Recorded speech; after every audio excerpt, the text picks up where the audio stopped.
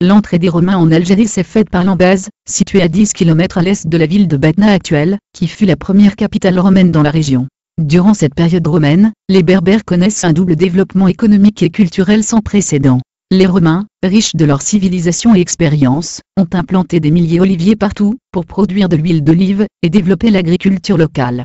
Ils construisirent également plusieurs villes au nord et au sud citant Tinga dans les Aurès et Djemila, près de l'actuelle ville de Sétif. Elle se distingue par une architecture pittoresque, certaines de ses ruines sont conservées par la nature jusqu'à aujourd'hui. Au-delà du domaine économique et culturel, les Romains offrirent la nationalité romaine aux Berbères, afin de faciliter leur intégration. Plusieurs mariages mixtes entre Romains et Berbères naturalisés furent célébrés dans les grandes villes. La pratique des cultes berbères a influencé les Romains et vice-versa.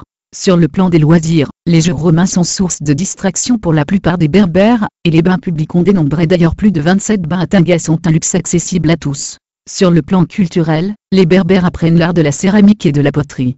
Ils découvrent le théâtre, c'est ainsi qu'ils bâtirent plusieurs sous-expertises romaines, celui de Tinga pouvait contenir jusqu'à 4000 personnes.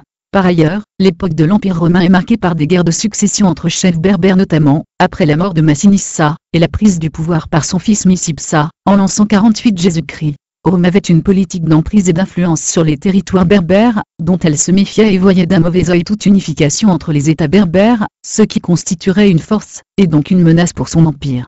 Jugurtha, petit-fils de Massinissa, unifia la Numidie en écartant les deux fils de Micipsa à Derbal et Yampsal. Les populations berbères se rebellent assez souvent, pour protester de l'annexe de la Numidie à l'Empire romain, ce qui provoqua des actions militaires romaines, qui se sont soldées par plusieurs graves défaites.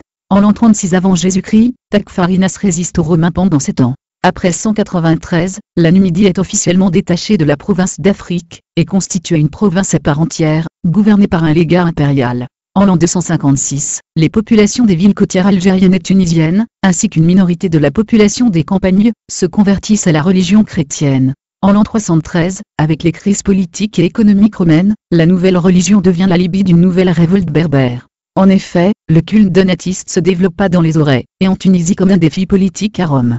Ils refusèrent d'accepter l'autorité religieuse de l'empereur, et exigent la séparation de l'État et de la religion.